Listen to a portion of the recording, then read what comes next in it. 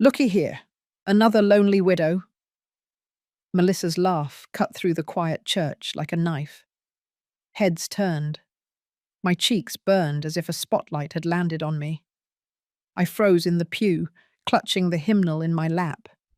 People whispered, some even smirked. My son Daniel sat beside her, his jaw tight, his eyes locked on the floor. He didn't say a word, and in that silence the sting of her words grew sharper, like salt rubbed into an open wound. For a moment I wondered if this was how the rest of my days would be measured, by the cruel laughter of the woman who had married my only son. I forced myself to stay still. Leaving would only feed their gossip. The pastor's voice faltered for a second, as if even he didn't know how to move past the insult. I felt 100 eyes weighing down on me. Every breath was heavy. Melissa leaned closer to Daniel and whispered something I couldn't hear, but the curl of her lips told me enough. She was proud of what she had said. She wanted me broken. I looked at my son, silently begging him to defend me, to remind his wife that respect belonged in this place. But he didn't lift his head. His silence hurt worse than her words. It told me something I had feared for a long time, that Melissa's voice carried more weight in his heart than mine ever could. When the service ended, people filed out slowly. Some offered me soft nods of pity, but no one dared to speak. I kept my hands folded, willing them not to tremble. Melissa was already at the door, greeting neighbors as though she hadn't just torn me down in front of them. Her laugh rang out again, light and airy, as if she were the heroine of her own story. Daniel followed behind her, his shoulders stiff, his face unreadable. Outside, the autumn air was cool, carrying the scent of dry leaves and distant smoke from a chimney. Melissa's heels clicked against the stone steps. She turned back, her eyes meeting mine with a look that was both daring and dismissive. Then she said, loud enough for others to hear, "You'll be fine, Clara. Old women like you always find a way to get by, until the farm slips out of your hands." That farm. 920 acres of soil, vines, and sweat. My husband and I had built it from nothing but hope and grit. Every inch carried his memory, his work, his dreams. And now his widow stood in the cold, being mocked by the woman who believed she would inherit it all. I wanted to speak. I wanted to remind her that land cannot be bought with cruelty. But my throat tightened. The words stayed trapped. I saw Daniel glance back at me, his eyes flickering with something. Doubt, anger, shame, I couldn't tell. Then he turned and walked away beside her. I stayed behind on the church steps, waiting until the crowd thinned. The sky was grey, the kind that pressed low and heavy, threatening rain. My body felt the same. Heavy, pressed down, aching with the weight of loneliness. When I finally started toward my truck, an old neighbor touched my arm. "Don't mind her," he said quietly. "People like that don't last." I tried to smile, but it came out hollow. I didn't believe it. Melissa wasn't just people. She was family now, bound to me by Daniel, by a marriage I hadn't been able to stop. And family, when it turns cruel, has a way of lasting longer than any storm. On the drive home, the silence of the truck wrapped around me. The road stretched ahead, lined with the bare vines of the vineyard. I gripped the wheel tighter, memories pressed in, my husband's hands planting those first rows, the long summers of harvest, the way we used to laugh over a shared glass of wine at dusk. Now the land stood like a question mark, and the answer seemed to rest in Melissa's smirk. I parked near the farmhouse and sat there a while, staring at the wide porch where my husband once rocked in the evenings. The place felt empty, not just of him, but of Daniel, too. My son's silence in that church told me what I didn't want to admit. He was slipping further from me, caught in the grip of the woman who had just laughed at his mother in front of God and everyone else. I whispered to myself, "This isn't the end. It can't be." My voice shook, but I clung to the sound of it. I had been mocked, humiliated, left to stand alone. But I wasn't ready to hand over the life I had built. Not to Melissa, not to anyone. The service was over. The church was behind me.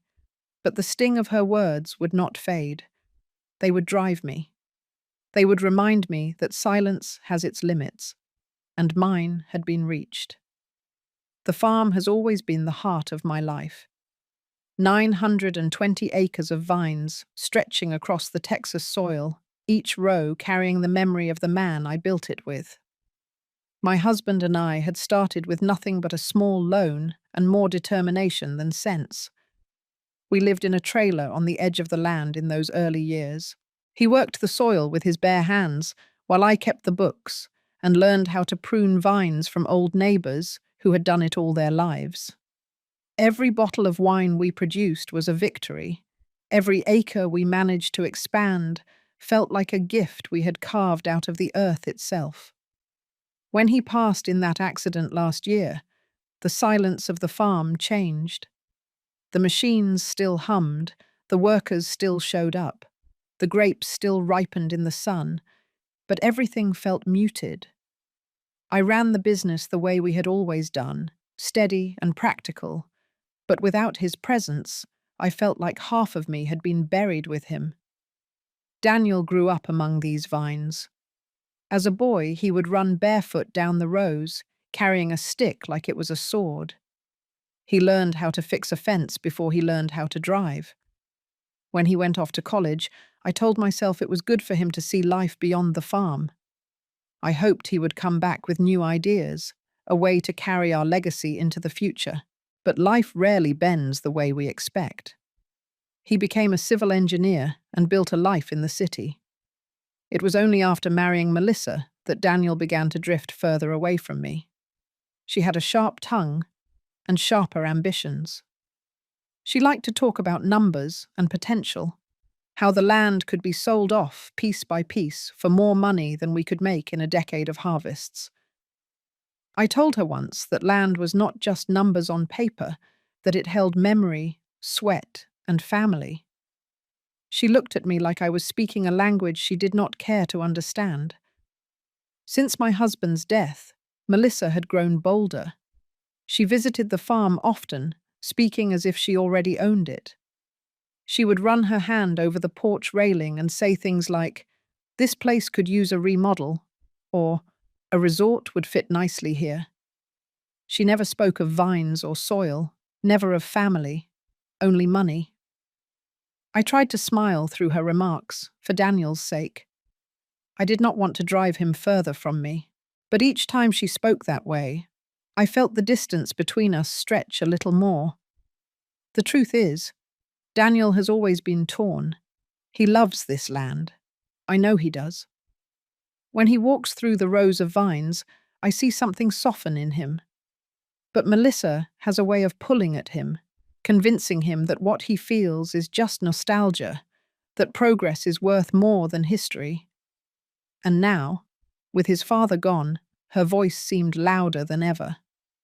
That Sunday after church, when Melissa laughed at me in front of everyone, I realized how much ground I had already lost. The whispers of the neighbors reminded me of it. They remembered my husband as a proud man, and me as the woman who stood by him. Now they saw me as the widow too weak to fight back. Melissa's words had not only humiliated me, they had planted doubt in the minds of the community. Doubt about my strength, about my future, about whether I could still protect what we had built. That night, I sat at the kitchen table with the old ledger books spread out in front of me. The numbers were neat, the handwriting steady from years of keeping every detail in order. Each page told a story of harvests gained and debts paid, of growth slow but steady. I traced the ink with my finger and remembered the arguments I had with my husband in those early days, when we had nothing but risk and hope. He had always believed the farm would outlast us. Now it was up to me to make sure it did. I poured myself a glass of our oldest vintage and stared out the window. The moonlight fell over the vines, silver and still. Somewhere out there, the soil held more than roots. It held promises, promises made between two young people who wanted a life built on work and faith, not greed. I whispered to myself, "This land is not hers. It never will be." Daniel came by the next day, Melissa at his side. She walked through the kitchen without knocking, her perfume filling the room before she even spoke. She glanced at the ledgers on the table and smirked. "Still using those old books? You should switch to a digital system, more efficient." I smiled faintly, refusing to rise to her bait. Daniel sat quietly, his hands folded, his eyes moving between us. I could feel the tension pressing down on him. He wanted peace, but peace is a fragile thing when one person is always pushing to take more. Melissa leaned against the counter and said, "Daniel and I have been talking. You know the farm is too much for you to manage alone. It might be time to hand over the reins." I looked at her steadily, then at my son. His eyes dropped again. He could not meet mine. My heart ached, but my voice stayed calm. "The farm is not a burden. It is my life. When I am ready, Daniel will know, but not before." Melissa's lips curled into that same smile she wore in church, the one that said she believed she had already won. She pushed away from the counter and took Daniel's arm. "We will see," she said softly, as though the decision had already been made. When they left, the silence of the house pressed in. I stood there a long time, my hands resting on the ledger books. I thought about the years of sacrifice, the mornings before dawn, the long summers when we worked until our hands bled. I thought about how easily Melissa dismissed it all, as if history could be sold off like a parcel of land. I walked to the porch and looked out over the vines. The sun was sinking low, casting a golden glow across the rows. For a moment I let myself believe that the land itself was listening, that it understood. I whispered to the fields the way I once whispered to my husband. "They will not take you, not while I still breathe." The wind stirred gently through the leaves, carrying the promise back to me. The following Friday evening, the community centre held its usual gathering. It was nothing formal, just neighbours coming together after a long week, sharing food, catching up on news, sometimes talking about farm matters. I had gone for years with my husband, and even after his passing, I kept showing up. It was part of our life, and I felt he would have wanted me to continue. That night, I arrived a little later than usual. The room was already filled with chatter and laughter, the smell of casseroles and cornbread drifting through the air. Melissa was standing near the front, her voice carrying above the others. I heard her before I saw her. "Clara still thinks she can run all those acres alone," she said, loud enough for several people to hear. "At her age, it is just a matter of time before the land falls apart. Daniel and I are the only ones who can keep it alive." A few people chuckled nervously, others shifted uncomfortably, but no one challenged her. I walked in quietly, setting my dish on the long table, pretending not to notice. Inside, though, my stomach clenched. Her words were not careless. They were deliberate, meant to chip away at my reputation. I found a seat near the back. Daniel was there too, but he stayed close to Melissa, hovering beside her as if he could shield her words from being questioned. His face was tight, his eyes darting toward me now and then, but he never spoke up. As the evening went on, Melissa grew bolder. She told a group near the punch bowl that the farm was too much for me, that I was drowning in paperwork and decisions. She spoke of vines that would die without new management, of equipment I could no longer handle. Each sentence landed like a stone thrown at my back. I knew the truth. The farm was running fine, the books balanced, the workers respected me, but her words were not about truth. They were about perception, and perception could be dangerous. At one point, she lifted her glass and said, "It is sad when someone cannot see that their time has passed. Sometimes the hardest thing is letting go." I sat very still, my hands folded on my lap. I wanted to rise and defend myself, to say the land was mine, that I had earned every acre with sweat and sacrifice. But I stayed quiet. Arguing in that moment would only feed her story, make me look defensive, maybe even bitter. Instead, I let her talk, let her voice fill the room like smoke. Still, the shame was heavy. I saw the glances from neighbors, pity mixed with curiosity. I knew what they were thinking. Was she right? Could I really keep going without my husband by my side? I excused myself to the restroom just to breathe. Standing at the sink, I splashed cold water on my face. I looked at my reflection, the lines etched deeper by grief and responsibility. My husband used to tell me I had strength in me I did not even recognize. In that moment, I tried to find it, to believe it still lived somewhere under the weariness. When I returned, I found Daniel sitting alone at a table. Melissa had gone off to talk to another group. I took the seat across from him. He didn't look up right away. His fingers tapped lightly against the wood. Finally, he said, "She thinks she is helping, Mum. She believes she is protecting me from being stuck cleaning up after the farm when—" He stopped, but the word hung between us. When I was gone. I swallowed hard. "Daniel, I am not gone. I am standing here, running this place, keeping it alive. Does she really believe tearing me down in front of everyone is helping you?"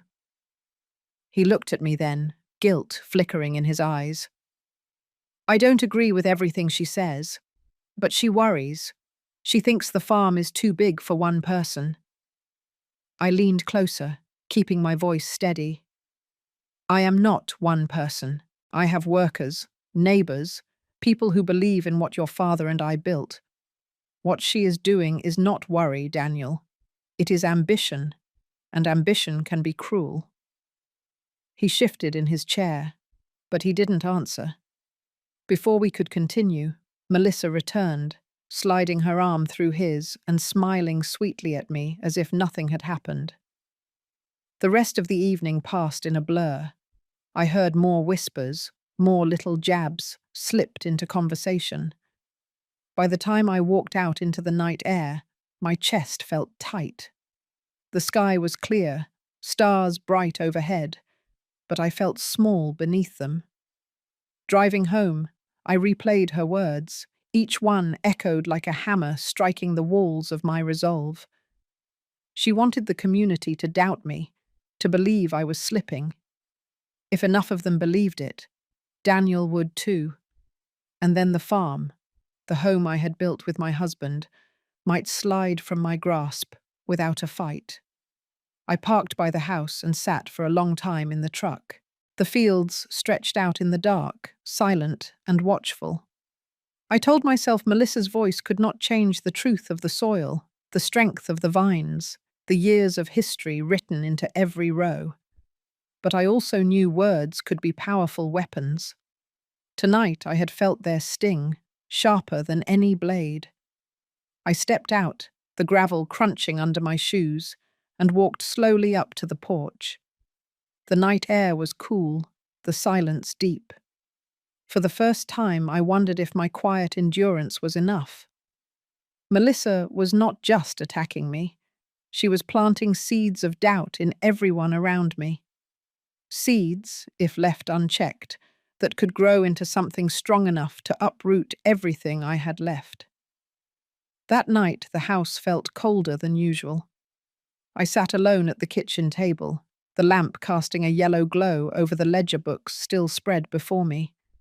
The pages blurred as my eyes welled up, but I refused to let the tears fall. I had promised myself long ago that crying would never solve anything. Still, the weight of Melissa's words, the laughter of neighbors, and Daniel's silence pressed hard on me. The farm was steady, the workers loyal, but my heart felt like it was unraveling. I closed the books and carried my glass of water to the living room. The old armchair still smelled faintly of my husband's cologne, though it had been over a year since he last sat there.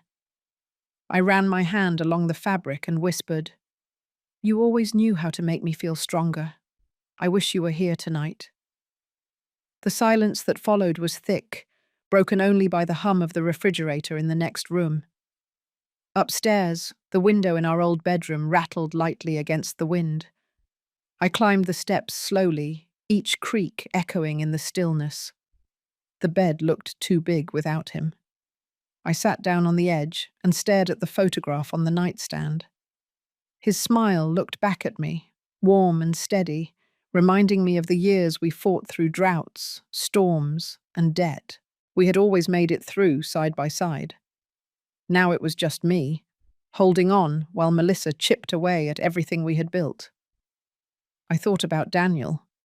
He had been my joy, the reason I worked so hard through the hardest seasons. I wanted to believe he still saw me as the mother who had carried him through late nights of homework and scraped knees. But lately, when I looked at him, I saw hesitation. I saw a man torn between his wife and his mother, leaning more toward the one who whispered promises of control and wealth. Lying back on the bed, I closed my eyes. Sleep did not come. Instead, I heard again Melissa's voice from the community center, sharp and mocking. I saw the way Daniel's head dropped when I asked him if she thought humiliation was help. My chest tightened, and for the first time since my husband died, I felt the sting of loneliness deeper than grief. It was not just that he was gone. It was that the family I still had seemed to be slipping away too. The next morning I rose before dawn, as always. The farm waited, indifferent to my pain. The vines stretched toward the horizon, steady as they had been the day before. I walked the rows, the dew clinging to my shoes, the cool air biting at my cheeks. I tried to draw strength from the land, to remind myself that life continues, even when hearts falter. Still, the ache inside me did not fade. Later that afternoon, Daniel came by, alone this time. He stood in the kitchen doorway, his shoulders tense. "Mom," he began, but his voice trailed off. I looked at him, waiting. He shifted, then said, "Melissa thinks you should consider selling part of the land, just a small section. It would ease the load on you." I felt my breath catch. "Daniel, do you believe that? Do you think I cannot handle this?" He hesitated. His eyes flickered toward the floor. I don't want you to feel overwhelmed." The words should have comforted me, but instead they cut deeper. Overwhelmed. That was how he saw me now. I turned away, walking to the sink. "Your father and I worked this land for decades. Do you think I am suddenly incapable because I am alone?" He said nothing. The silence between us stretched, thick and heavy. When I finally turned back, his face was tight with conflict. He wanted to defend me, but I could see the doubt Melissa had planted. It was there, like a shadow behind his eyes. After he left, I sat on the porch until the sun slipped below the horizon. The cicadas buzzed in the distance, the fields bathed in gold. I remembered sitting here with my husband, sipping sweet tea after a long day. He would squeeze my hand and say, "As long as we stand together, nothing can break us." Now I sat alone, my hands empty, and wondered if Melissa had already broken the bond I thought would last forever. That night I wrote in my journal, the words spilling faster than I could catch them.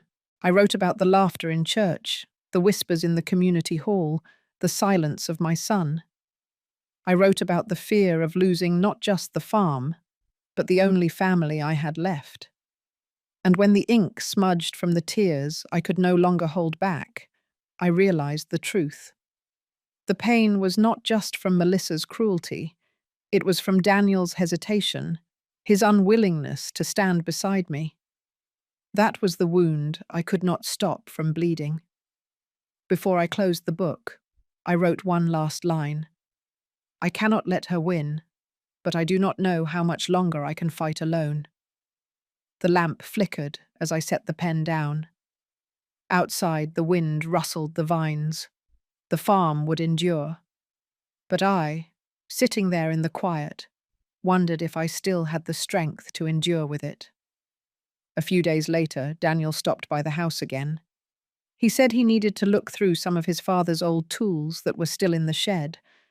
I watched him from the porch as he sorted through boxes, his face distant, his hands slow. I could tell he was carrying more than just the weight of memories. Something was on his mind, something he had not yet said. When he finally came inside, he brought a box with him. He set it on the table, dust rising as he opened the lid. Inside were papers, old receipts, and some insurance forms I had not seen in years. He flipped through them until one page made him pause. His brow furrowed. He stared at it longer than the rest. I asked quietly, "What is it, Daniel?" He slid the paper toward me. It was a life insurance policy, dated just 2 years before his father died. The amount was clear, $250,000. But what made my stomach twist was the beneficiary line. It listed Melissa, not me, not Daniel. Her name written neatly in ink. I felt the air leave my lungs. Why would your father name her? My voice shook. This doesn't make sense. Daniel's eyes narrowed. He wouldn't have. He never trusted paperwork like this without showing it to you first. He flipped the page over, studying the signatures. His jaw tightened. Mum, this is strange. Melissa was listed before he even passed. And the timing, it doesn't feel right. I sat back in my chair, my mind racing. I remembered the night of the accident, how sudden it had been. He had gone into town, and then the sheriff came to the door with the news. I had asked no questions at the time. I was too broken, too lost in grief. Now, with this paper in front of me, the cracks in that night began to widen. Daniel rubbed his temples. I never told you, but the night Dad died, Melissa disappeared for a few hours. She said she was visiting a friend, but when I asked who, she brushed it off. I didn't think much of it then. Now I wonder if she was near the scene. The words hit me hard. I gripped the edge of the table to steady myself. Daniel, you cannot throw accusations without proof. I know, he said, his voice low. But I also know Melissa. She is smart, and she is careful. If she wanted to make sure this policy paid out to her, she would find a way. I wanted to reject it, to believe that even with all her cruelty, Melissa could not have gone that far. But the thought lodged itself deep in me. The woman who mocked me in church, who whispered to neighbors that I was weak, now stood connected to a policy that should never have been hers. Daniel folded the paper carefully, slipping it into his jacket pocket. I need to look deeper, he said. I can check with the insurance office, maybe find out when the beneficiary was changed. And I want to see if anyone remembers where Melissa was that night. I studied his face. He was serious, more serious than I had seen him in months. There was no hesitation in his eyes now, only a simmering determination. I whispered, "Be careful. If she suspects you are questioning her, she will turn it against you." He nodded, standing tall.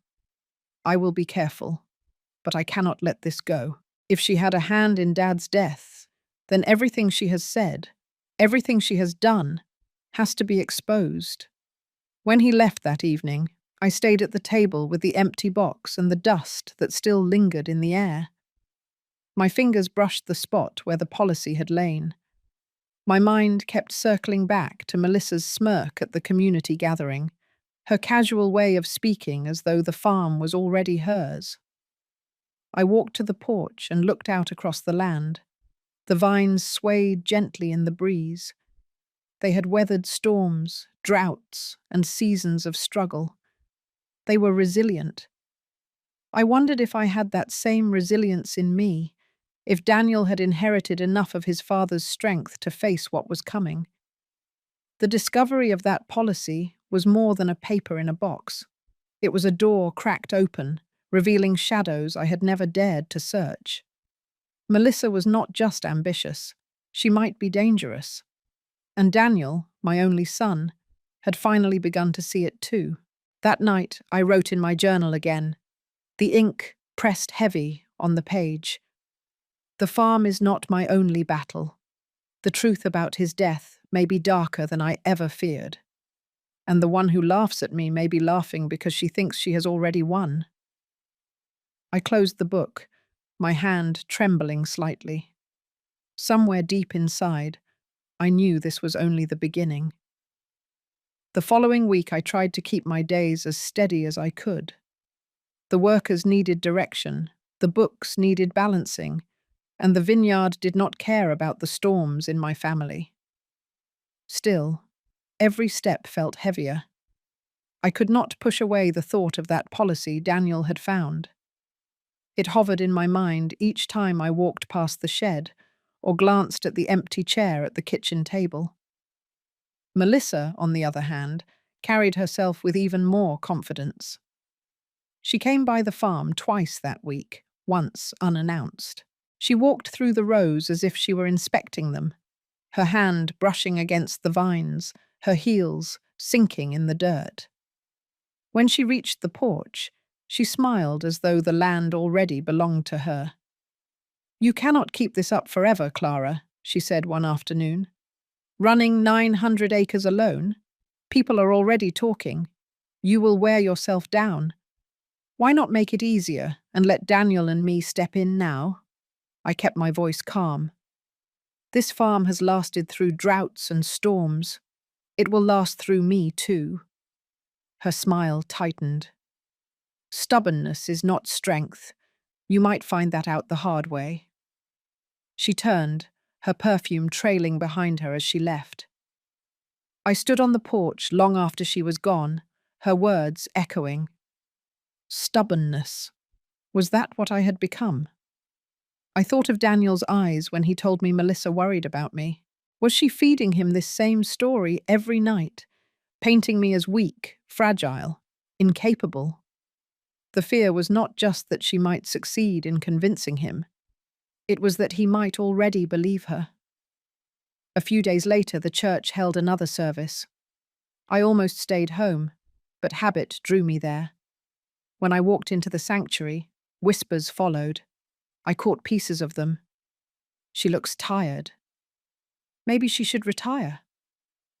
Melissa sat proudly in the front pew beside Daniel, her hand resting lightly on his arm as if she owned not just him, but the air he breathed.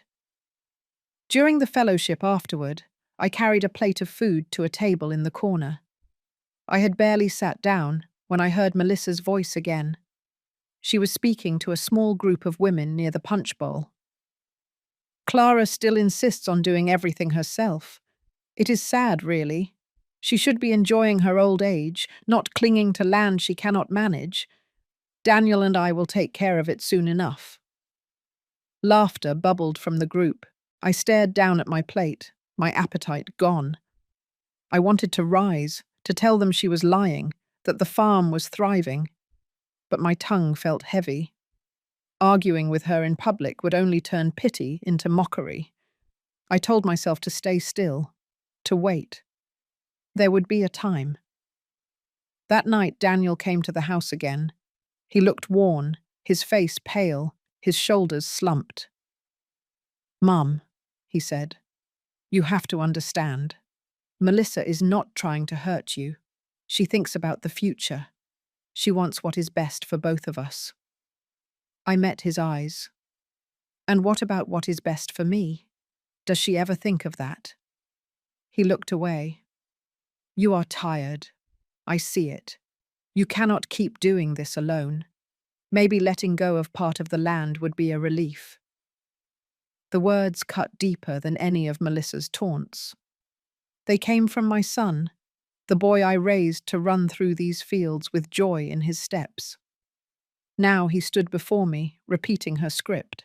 I wanted to shout, to remind him of the nights his father and I worked until our backs ached, the mornings we rose before the sun to tend the vines. Instead, I simply said, I am not ready. He sighed, rubbing his forehead. You never will be.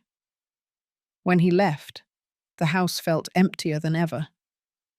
I sat at the table with the ledgers, but the numbers blurred. My hands trembled as I held the pen. I forced myself to breathe, to steady the pages, to write anyway.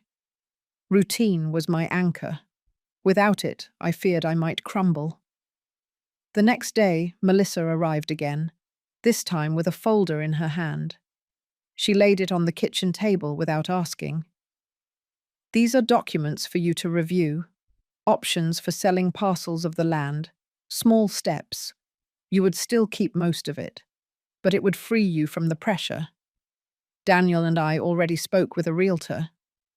I pushed the folder back toward her. This is not your decision. Her eyes glinted. You make it sound like you are the only one who matters, but the community is watching, Clara. They see you slipping. When the time comes, they will side with the ones who can actually manage this place. I clenched my hands in my lap, forcing myself not to react. She wanted me angry, wanted me to prove her story true. Instead, I rose slowly and said, Take your papers with you. The farm is not for sale. Her smile was thin and sharp. She gathered the folder, her heels clicking as she left. When the door closed, I sank back into my chair. The pressure was relentless, each visit another stone added to the weight already pressing on my chest. But even as fear gnawed at me, something else stirred beneath it. I had endured her cruelty, her laughter, her whispers. I had stayed silent, waiting. I was not ready to strike back yet, but the time was coming. For now, I would endure. I would let her think she was winning, let her build her case in front of the neighbors. Because deep inside I knew patience could be a weapon too. Daniel came by late one evening, just as the sun was dipping below the horizon. I was sitting on the porch, watching the sky turn shades of gold and purple. He looked restless, his hands shoved deep into his pockets, his eyes shadowed with something I had not seen before. Mum, he said, standing in front of me, I cannot keep quiet anymore. I waited, my heart thudding. His voice carried a weight I had been hoping to hear. He pulled out the folded policy from his jacket.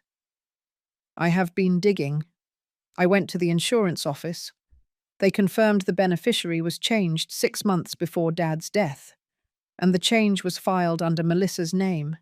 She handled the paperwork, not Dad. I felt my throat tighten. Are you certain? He nodded. As certain as I can be without standing in court. And that is not all. I found out she was near the accident site that night. She checked into a motel just a mile from where it happened. The clerk remembered her because she argued about the rate. My breath caught. The pieces fell together, dark and heavy. Melissa's laugh in church, her push to control the farm, her confidence.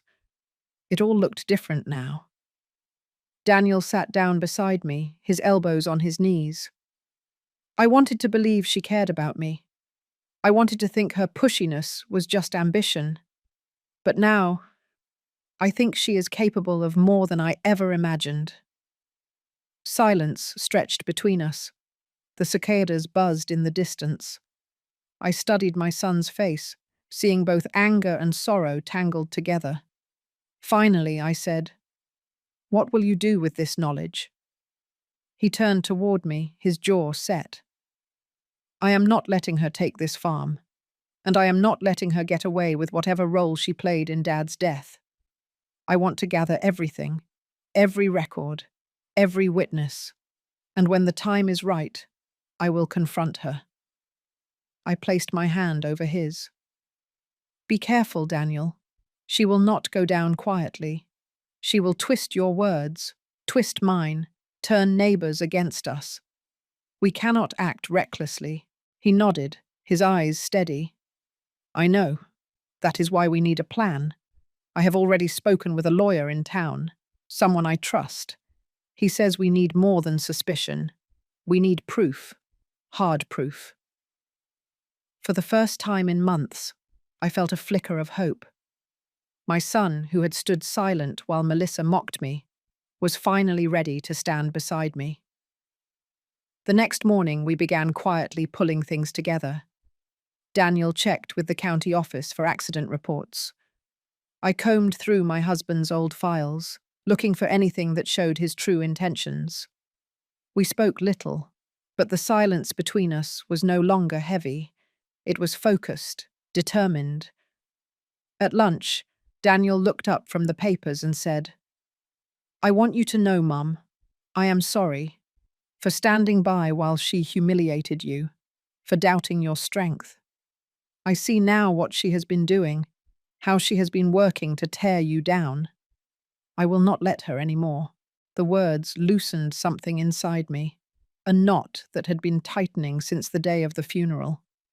I touched his arm gently. "You are my son. That is enough. The rest can be mended." Later that week, Melissa showed up again, her smile sharp, her words smooth. She placed another folder on the table, this one filled with glossy photos of land developments and resort plans. "Imagine," she said, "what this farm could become if we sold. Daniel and I could take it to heights you never dreamed of." I kept my face neutral. Daniel glanced at me, then looked back at her. His voice was calm but firm. "We are not selling. Not now. Not ever." Melissa blinked, caught off guard. "What do you mean, not selling? We have talked about this." "No," Daniel said, his tone leaving no room for debate. "You have talked about this. I listened, but I see things differently now." Her eyes flicked between us, suspicion clouding her features. She forced a laugh. "You are letting sentiment cloud judgment. This is about business, about profit." Daniel's expression did not waver. "This is about family, and you will not push my mother aside again." Her lips tightened. She gathered her folder, muttering under her breath as she stormed out. When the door closed, Daniel turned to me. "That was only the beginning. She will not stop. But I am ready this time. Ready to fight for you, for Dad, for this land." I studied his face, and for the first time in a long time, I saw the boy who once ran barefoot through the vines, fearless and free. The man he had become now carried that same spark, sharpened by loss and betrayal. I whispered, "Then we fight together." He nodded, his jaw firm, and in that moment I knew the tide had turned. Daniel and I began to move quietly, each of us taking on tasks that looked ordinary to anyone watching from the outside. He spent evenings at the county office, combing through accident reports and traffic camera records. I stayed at home with the ledgers and my husband's old files, searching for anything that might reveal his true intentions before he died. We did not speak much during those hours, but there was a rhythm between us, an understanding that silence was not emptiness. It was work. It was progress. One morning, Daniel returned with a stack of photocopies. He laid them on the kitchen table, his face tight. "I found something." A witness statement that was never followed up. A truck driver saw a car parked near the curve where Dad's accident happened. He described it as dark blue, mid-sized. Melissa drove a dark blue sedan back then. I stared at the page, my chest tightening. Why would the sheriff not investigate further? Daniel shook his head. The report says the lead went cold. No follow-up. Maybe it seemed unimportant at the time. But now... His voice trailed off. We sat there in silence for a long moment, the weight of the paper pressing on both of us. Then I said, "It is something. Not enough, but it is something." Later that week, I pulled out a box of receipts my husband had kept in the desk drawer. Buried beneath them was a small notebook, the leather worn soft. Inside were scribbled notes about harvests, equipment repairs, and meetings with suppliers. But near the back, I found a page dated just weeks before his death. In his handwriting, it said, "Melissa asked about policies again. Told her no. Clara and Daniel are the only ones who should benefit." My hands trembled as I read it. Proof, in his own words, that he had resisted her. I showed it to Daniel that night. He pressed his lips together, anger flashing in his eyes. She must have gone behind his back. She found a way to change it herself. We added the notebook to our growing file. Piece by piece, the shadows were taking shape. Daniel also began checking Melissa's phone records. He had a friend in town who owed him a favor, someone who could pull archived data. A week later, he came home with a printout. "Look," he said, pointing at the date of the accident. "She made 3 calls from a motel near the site, same time Dad was driving home." I leaned over the paper, my heart pounding. What do we do with this? He exhaled slowly. We build the case. We cannot confront her without being ready. She is clever, and she will twist anything we say. But if we gather enough, she will not be able to escape. Every day after that felt like walking a tightrope. Melissa still came by, still wore her confident smile, still spoke about the land as if it were hers. But now I watched her with new eyes. Each word she spoke seemed lined with deception. Each step across my porch felt like trespass. I said little, but inside I was counting the days until we could reveal what we knew. Daniel and I met with the lawyer in town. He was cautious but firm. "You have pieces, but you need more. Financial records, proof of forgery, witnesses willing to speak. If she changed those policies without consent, there will be a trail. People always leave trails." So Daniel requested copies of bank statements and credit records. I began talking quietly with neighbors who might have noticed unusual behavior. One worker remembered Melissa showing up at the farm office weeks before my husband's death, asking strange questions about insurance.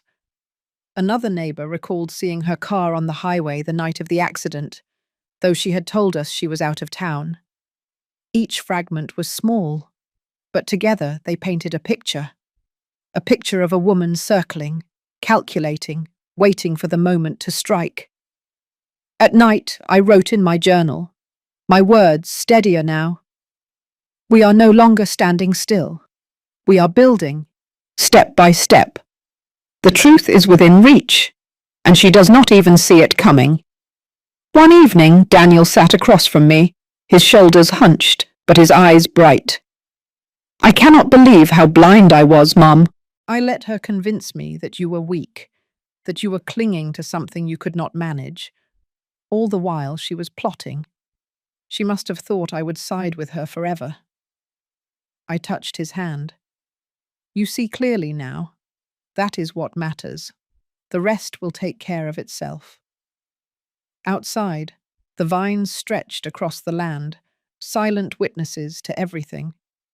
They had stood through years of storms, through seasons of drought and harvest. And now, as Daniel and I pieced together the story, I felt the same endurance in myself. Melissa thought she had cornered me, thought she had silenced me with shame and whispers, but she had underestimated what I still carried inside. By the end of that week, our file had grown thick. Reports, phone records, the notebook, statements from neighbors. It was not yet complete, but it was enough to light the fire in us both. The plan was no longer a thought. It was forming, taking shape, ready to be set in motion when the time was right. The church was full that Sunday morning. The air buzzed with the low hum of voices, the shuffling of hymnals, the occasional cough echoing through the pews. I sat near the back, hands folded tight in my lap, my heart pounding harder than the organ that played. Melissa sat up front with Daniel, her head held high, her smile wide and polished for the congregation. She looked like the picture of confidence, as though she already owned the future she had been scheming for. The pastor spoke about faith and endurance, about the power of truth to outlast lies. His words fell heavy on me. I knew what was coming. Daniel and I had spent weeks preparing, gathering evidence, piecing together the fragments of her deception. We had chosen this moment for a reason. Melissa had humiliated me here, in this very place. Now it would be the place where the truth came to light. When the service ended and people moved toward the fellowship hall, I felt Daniel's hand brush against mine. He leaned close and whispered, "It's time." My legs felt heavy as I followed him into the hall. Long tables lined with food stretched down the room. Children ran between the adults, and voices rose in warm chatter. It looked like any other Sunday gathering. But today the air was tighter, like the calm before a storm. Melissa was already in the center of it all, her voice carrying above the rest. "Clara still insists on clinging to the land. It's tragic, really. She could be enjoying retirement, but instead she's pretending she can run it. Everyone knows she cannot keep up. Daniel and I will take care of things soon." A few people laughed, though others shifted uncomfortably. The words sliced through me, but this time I did not lower my head. Daniel straightened his shoulders, his jaw tight. He stepped forward, his voice ringing out clear. "Enough!" The room fell quiet. Melissa blinked, caught off guard, but quickly recovered. "Daniel," she said lightly, "I was only speaking the truth. Everyone here knows your mother is tired. We're just trying to help." Daniel held up a folder thick with papers. "Help? Is that what you call this? Forging Dad's signature to change a life insurance policy? Collecting payouts that were never meant for you? Lying about where you were the night of his accident?" Gasps rippled through the crowd. Melissa's smile faltered, but she forced a laugh. "What are you talking about? That's absurd." Daniel's voice did not waver. "I went to the insurance office. I saw the records. The beneficiary was changed 6 months before Dad's death, and it was filed under your name. I have the clerk's testimony, and I have phone records showing you were at a motel a mile from where he crashed. You told me you were out of town, but you weren't. You were right there." Melissa's face flushed red. She turned to the crowd, her hands raised as if to calm them. "He's confused. He's grieving. You all know how loss can twist memories." But Daniel pressed on. "And there's more. Dad wrote in his own notebook that he refused to let you near his policies. He wrote that only Mom and I should benefit. His handwriting, his words, weeks before he died. Did you think we wouldn't find it?" The room was dead silent now. Every eye was on Melissa. She opened her mouth, but no sound came out. The confident smile she always wore slipped away, leaving her pale and stiff. One of the older men from the congregation stepped forward. "Is this true, Melissa? Were you near the site that night?" She stammered, I was visiting a friend. That motel. It was just a stop, nothing more. Daniel's voice cut through her excuses. You lied to me. You lied to all of us. And you laughed at my mother while carrying this secret. You thought no one would ever connect the pieces. But the truth has a way of rising, even when people try to bury it. Whispers spread through the crowd, growing louder. Some shook their heads, others muttered to each other. Melissa stood frozen, her eyes darting from face to face, searching for an ally. But there were none. I stepped forward then, my hands trembling but my voice steady. For months I have endured your mockery, Melissa. You have spoken of me as weak, as useless. You thought you could take what my husband and I built, thought you could rewrite history in your favor. But history cannot be erased, and truth cannot be silenced.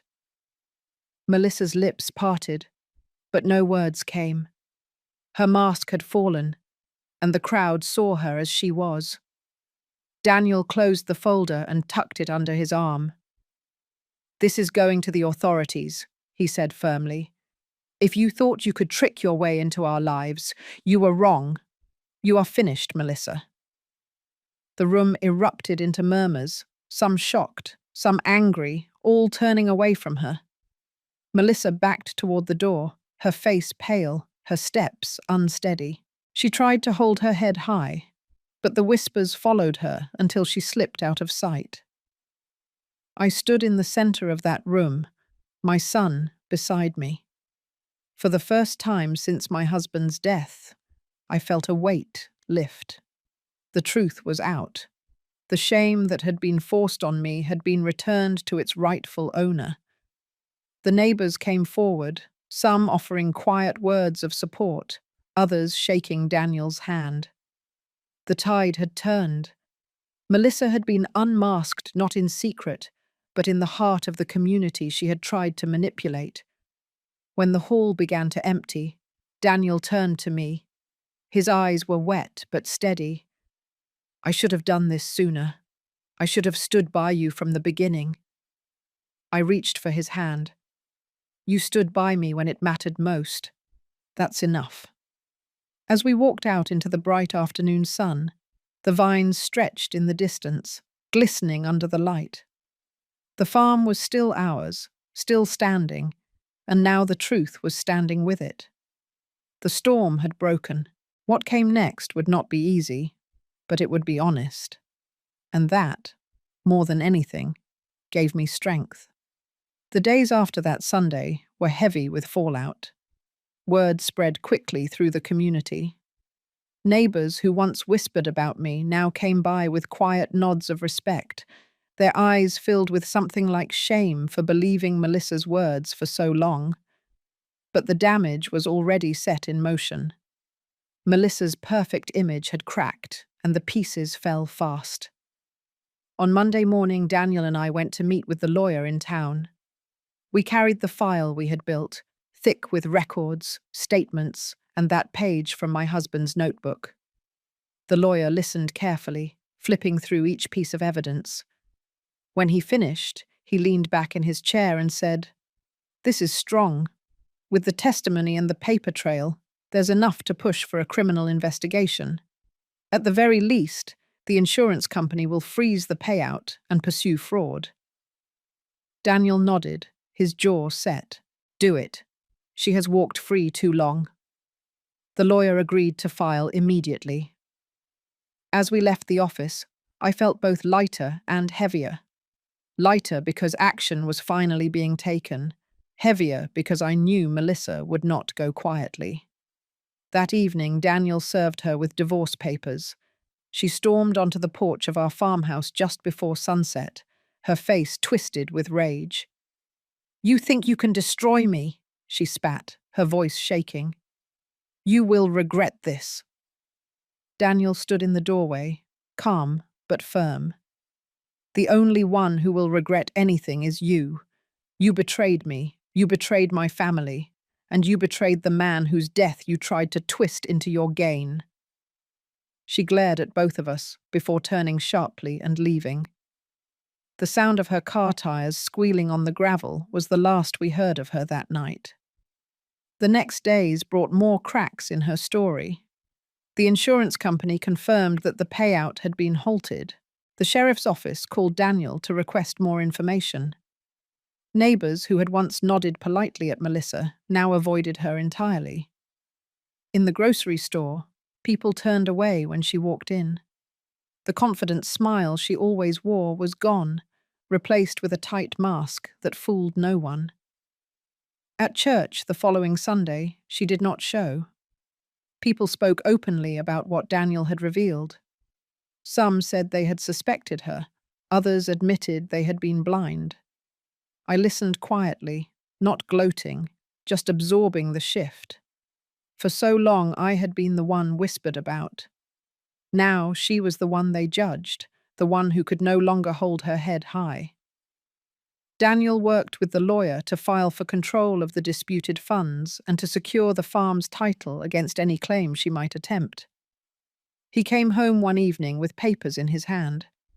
"She cannot touch the farm anymore," he said with relief. "The court has recognized your ownership, and any challenge will be dismissed until the investigation is resolved." I sat at the kitchen table, tears stinging my eyes. For months I had lived under the shadow of her ambition. Now the shadow was lifting. But the fight took its toll on Daniel too. I saw it in his tired face, in the way he sat quietly at night, staring into the distance. One evening he finally spoke. "I can't believe I let her get this far, Mum. I thought I was protecting you, but really I was letting her poison me against you. I should have listened sooner." I placed my hand over his. "You came back to me when it mattered. That is what I will remember." Meanwhile, Melissa's life unraveled. Her friends stopped calling. Her job at the local bank quietly let her go after word of the investigation reached the board. I heard whispers that she had been staying at a motel on the edge of town, the same one she had visited the night of the accident. Irony had its way of circling back. The sheriff's office called me one afternoon to ask if I would be willing to testify about Melissa's behavior after my husband's death. I agreed. Sitting in that office, recounting the moments she laughed at me, the times she dismissed me as weak, I realized how much she had underestimated me. She thought silence meant surrender. She never understood that silence can also mean waiting, watching, preparing. By the end of that month, the community's opinion was firmly set. Melissa was no longer welcome at gatherings. Parents pulled their children close when she walked by. Even her own family stopped showing up with her in public. She was isolated, her web of control snapped thread by thread. For me, the change was profound. I could walk into church without feeling the sting of pity. I could stand at the market without hearing whispers behind my back. People greeted me with warmth again, some even apologizing for not standing up sooner. I did not hold it against them. I knew how easy it was to be swayed by a voice as smooth and confident as Melissa's once was. One evening I sat on the porch with Daniel, the sky painted orange and pink by the setting sun. The vines stretched out before us, steady and green. He looked at me and said, "She is finished, Mum. Whatever happens in court, she will never touch this family again." I nodded, my chest filling with something close to peace. The battle was not completely over, but the worst of it had passed. The truth had been spoken aloud, the lies torn apart in front of those who needed to hear them most.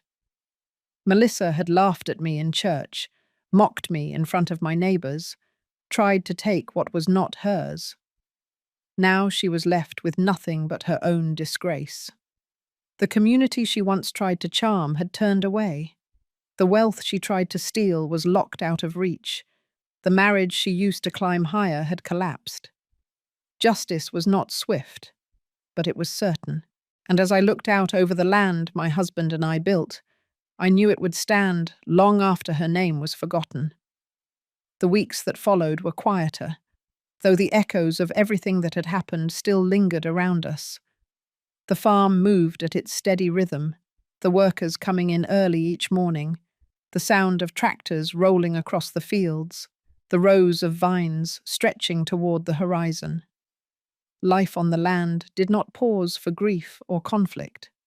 It carried on, reminding me that survival was often about steady steps, not sudden victories. Daniel spent more time at the farm after filing for divorce. At first, he came out of duty, handling paperwork and speaking with the lawyer. But slowly, I saw him begin to reconnect with the land itself. One afternoon, I found him out by the southern rows, his shirt damp with sweat, his hands gripping a tool I had not seen him touch in years. "You do not have to do this," I said, walking toward him. He looked up, his face flushed but peaceful. "I know, but I want to. I forgot how much this place meant to me until I almost lost it." Those words carried more weight than he realized.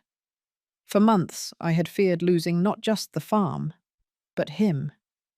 Seeing him bend down to check the soil, hearing him speak with the workers about irrigation, I felt something heal inside me. In the evenings, we sat on the porch together, sometimes talking, sometimes not. The silence no longer hurt. It felt like a bridge being rebuilt, plank by plank. One night, Daniel broke the quiet. "Mum," he said, his voice low, "I owe you more than an apology. I stood by while she humiliated you. I let her words shape how I saw you. I was blind." I looked at him, the lines of guilt carved deep into his face. "You are here now. That matters more than what you failed to do then." "But I cannot forget it," he insisted. "When Dad died, I should have stood stronger. Instead, I let Melissa's voice drown out my own. I reached over and placed my hand on his. We all make mistakes, Daniel. What matters is that you chose differently when it counted. Your father would have been proud of you for that." His eyes softened, and he nodded slowly. The heaviness between us lifted just a little more.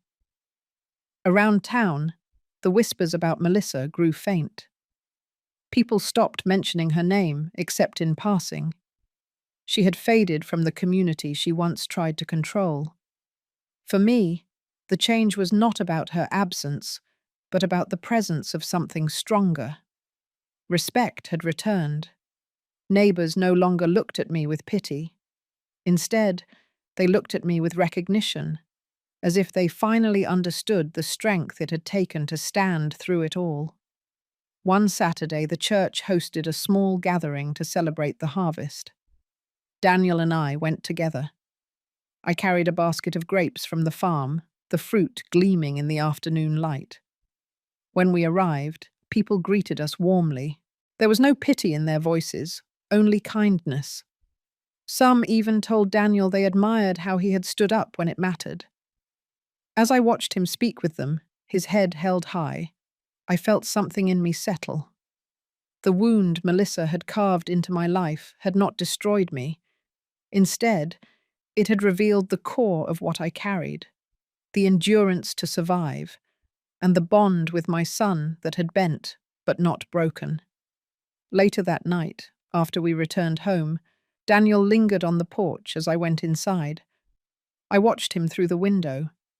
He stood quietly, looking out over the fields, his posture relaxed in a way I had not seen in years. I knew then that the farm had claimed him again, not as a burden, but as a part of him. In the weeks that followed, we began making plans for the future. Daniel suggested repairs to the barn, updates to the irrigation system, even a small tasting room on the edge of the vineyard to bring visitors. His ideas carried energy, not greed.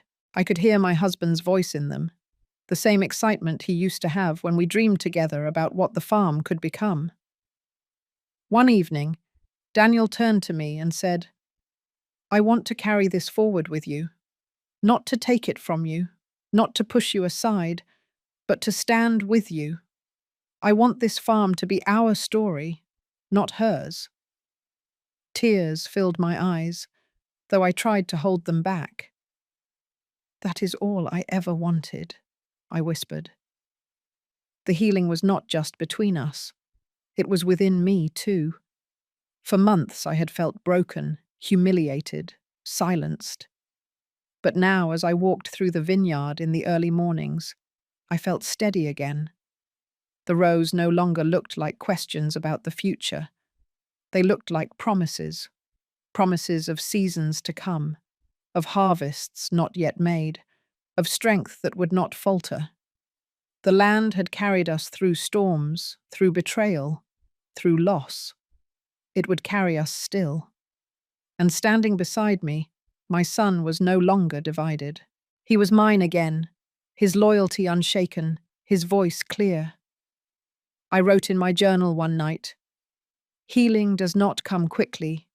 It comes in quiet moments, in steady steps, in the choice to stand together after nearly falling apart.